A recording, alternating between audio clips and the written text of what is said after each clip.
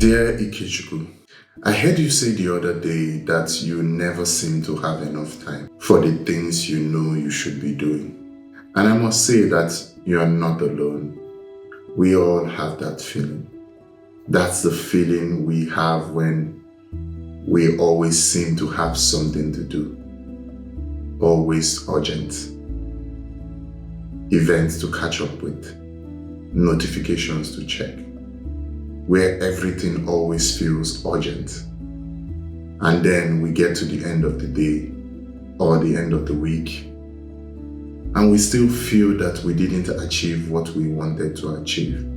And then there we are, wishing we had more time.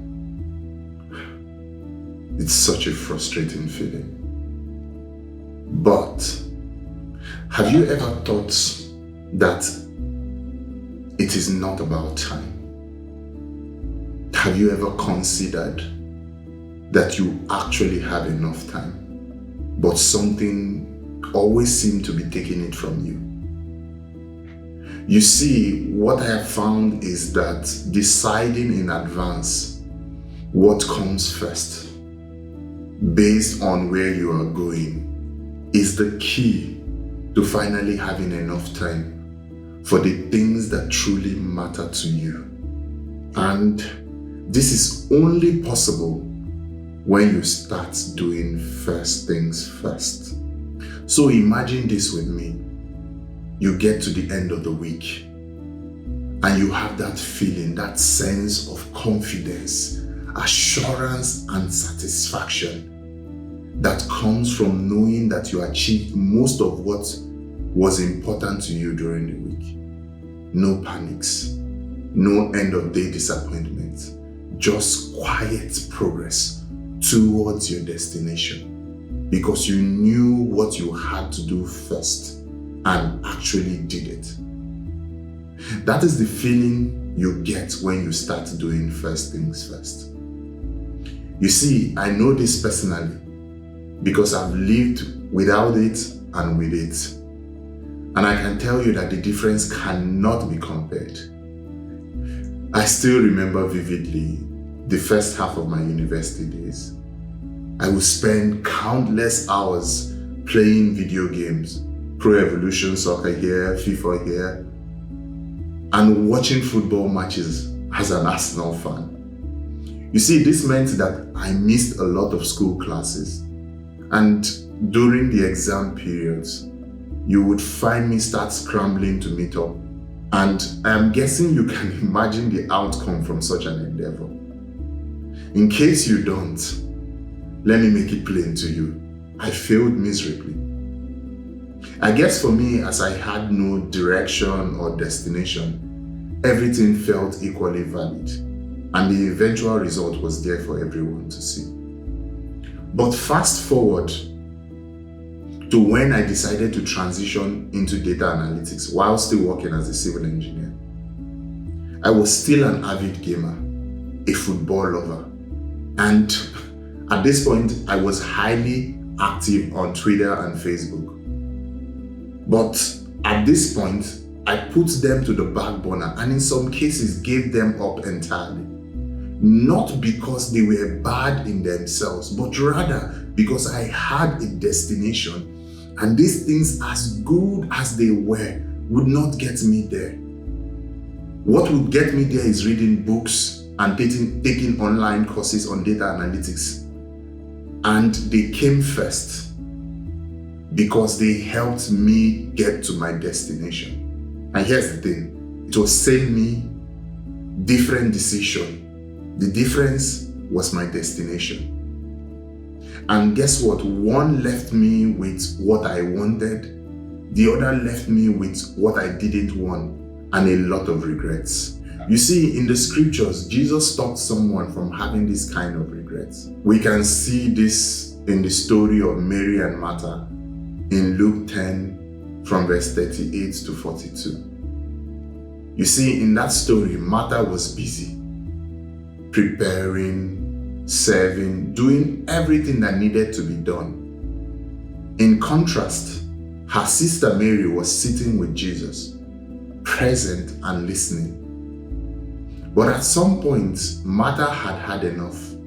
She went to Jesus and complained, "Lord, don't you care that my sister has left me to do all the work alone? Could you please tell her to help me?" But Jesus' response was calm. He quietly let Martha know that she had not made first things first. He said, "Martha, Martha, you are worried and upset about many things, but only one thing is needed." He made it clear that only one thing was important at that moment, and that thing needed to be done first. You see, the most important thing was drawing from the well of wisdom that Jesus came to share with them. It is realizing, like Proverbs 4:7 says, that wisdom is the principal thing, meaning that it comes first, before the preparation, before the serving, before everything. And that is what Mary had chosen. And come to think about it, if they had done first things first, then the preparation would have been done before Jesus arrived, such that they could then concentrate when he was there with them to draw from his wisdom and not have regrets after he had left. And Jesus' intervention saved Martha from this regret. And I hope that you heed his word also today in your own situation. You see, our failure to do things that are important but don't seem urgent at the time usually leads to us having many things become urgent and important at the same time. So it is always best to do important things before they become urgent. Because when important things become urgent, you are usually already in a crisis, being forced to do it at short notice or facing severe consequences. And that is why Galatians chapter 6 from verse 7 to 9 comes to mind here. It says, "Do not be deceived. God is not mocked. Whatever a man soweth, that shall he also reap." And to doing what is important but may be uncomfortable, it says, "Do not be weary in doing good, for in due season we shall reap if we do not faint." But Psalms chapter 126 from verse 5 to 6 even takes it further. It says, "They that sow in tears shall reap in joy. He that goeth forth and weepeth, bearing precious seed, shall doubtless, without doubt, come again with rejoicing." In this case, bringing his sheaves with him. So what he was saying is that the reaping sower doesn't feel like he is winning. He feels like he is losing, giving up what he loves, saying no when others are saying yes, planting his soils he can't yet see bearing fruit. That is what that season felt like for me.